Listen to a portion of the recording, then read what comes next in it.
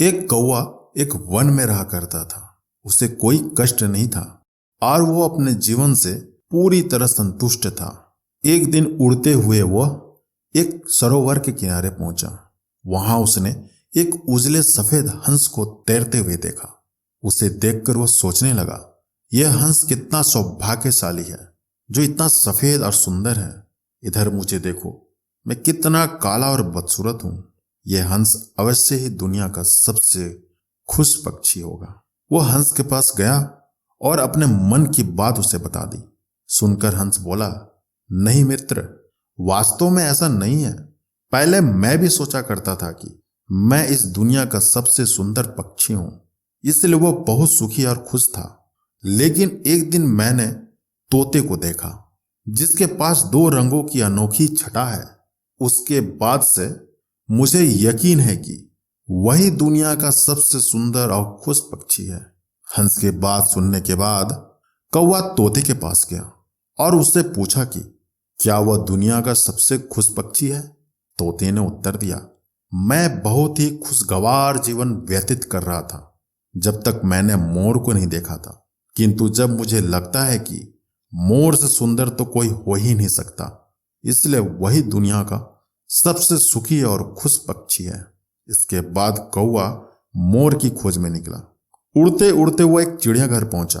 वहां उसने देखा कि मोर एक पिंजड़े में बंद है और उसे देखने के लिए बहुत सारे लोग जमा हैं।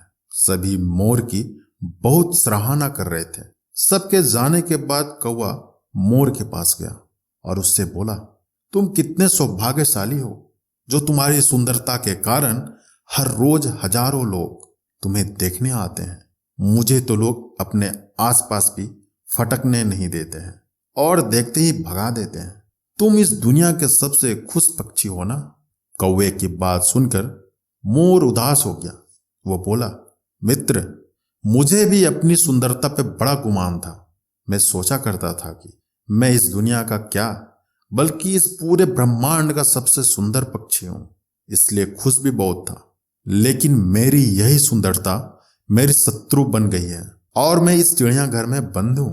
यहां आने के बाद इस पूरे चिड़ियाघर का अच्छी तरह मुआयना करने के बाद मैं इस नतीजे पर पहुंचा हूं कि कौवा ही एक ऐसा पक्षी है जो यहां कैद नहीं है।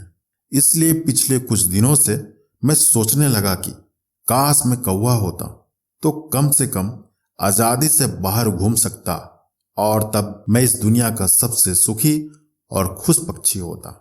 इस कहानी से सीख, हम हमेशा दूसरों को देखकर व्यर्थ ही स्वयं की तुलना उनसे करने लगते हैं और दुखी हो जाते हैं। भगवान ने सबको अलग बनाया है और अलग गुण दिए हैं। हम उसका महत्व नहीं समझते और दुख के चक्र में फंस जाते हैं। इसलिए दूसरों के पास जो है उसे देखकर जलने की बजाय हमें हमारे पास जो है उसके साथ खुश रहना सीखना चाहिए। खुशी बाहर ढूंढने से नहीं मिलती, वो तो हमारे अंदर ही छिपी हुई होती है। अगर आपको हमारी स्टोरी अच्छी लगी हो तो अपने दोस्तों के साथ भी शेयर कीजिए और कमेंट में जरूर बताइए कि कैसी लगी हमारी स्टोरी।